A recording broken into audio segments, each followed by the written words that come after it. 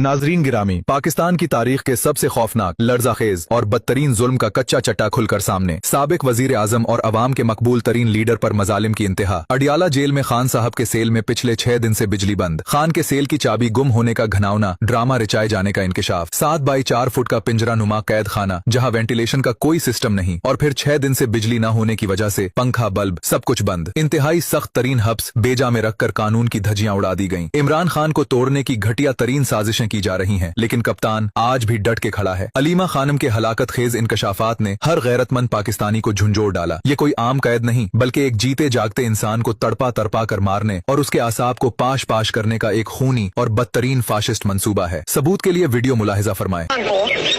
सख्त कैद तन्हाई में जेल के अंदर बंद कर दिया।